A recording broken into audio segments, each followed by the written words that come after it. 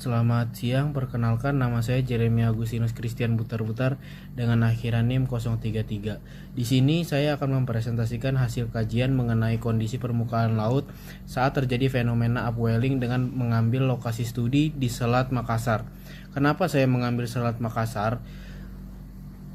Alasan saya memilih lokasi ini karena dalam Buletin Oceanografi Marina yang menjelaskan bahwa Selat Makassar memiliki variabilitas upwelling musiman yang sangat kuat sebagai lintas utama Arlindo, di mana puncak fenomena ini teridentifikasi jelas pada bulan Agustus saat puncak musim timur. Baik, jawaban nomor 1. Untuk menjawab pertanyaan pertama mengenai parameter yang diperlukan dalam mengkaji upwelling di Selat Makassar ini, saya menggunakan 5 parameter utama. Yang pertama SST untuk mengidentifikasi penurunan suhu permukaan akibat naiknya massa air dingin.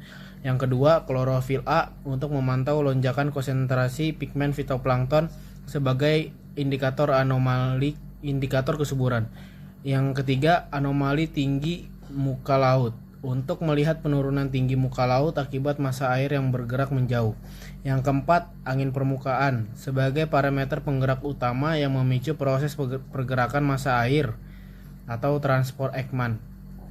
Dan yang kelima, salinitas permukaan laut atau SSS karena massa air dari laut dalam karakteristiknya cenderung lebih asin.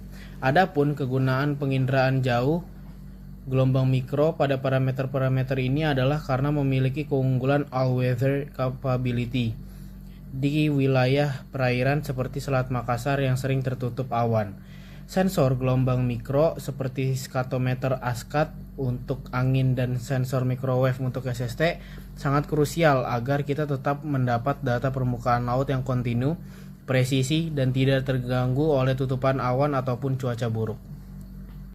Baik, untuk soal nomor 2, masuk ke pertanyaan kedua mengenai analisis hubungan antar parameter untuk menjelaskan fenomena upwelling. Hubungan ini dapat kita bedah melalui mekanisme fisis ke biologis berikut.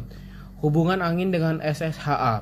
Pergerakan dimulai karena adanya angin musim timur yang mendorong massa air permukaan bergerak ke arah barat atau Laut Jawa, menciptakan ruang kosong di bagian barat Selat Makassar. Melalui transport Ekman yang terukur hingga 5,27 meter kuadrat per second, proses ini secara fisik menyebabkan terjadinya penurunan tinggi muka laut lokal, ditandai dengan SSHA negatif sebesar minus 2,27 cm. Hubungan SSHA dengan SST. Akibat adanya kekosongan massa air di permukaan tersebut, massa air dari lapisan yang lebih dalam dipaksa naik ke atas. Massa air dalam ini membawa karakteristik suhu yang dingin dan salinitas tinggi, sehingga satelit mendeteksi adanya penurunan SST yang signifikan hingga mencapai suhu 26,66 derajat Celcius. Hubungan SST dengan klorofil A. Massa air yang dingin terangkat tersebut kaya akan zat hara atau nutrien. Ketika nutrien ini mencapai permukaan dan terkena sinar matahari, terjadi peningkatan produktivitas primer yang ditandai dengan hubungan korelasi negatif yang kuat, di mana penurunan SST diikuti oleh lonjakan konsentrasi klorofil A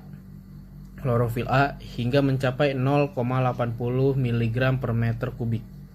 Melalui keterkaitan logis antar parameter penginderaan jauh ini, kita dapat membuktikan secara ilmiah bahwa fenomena upwelling musiman telah terjadi dan berhasil mengubah kondisi fisik serta biologis di permukaan perairan Selat Makassar menjadi sangat subur.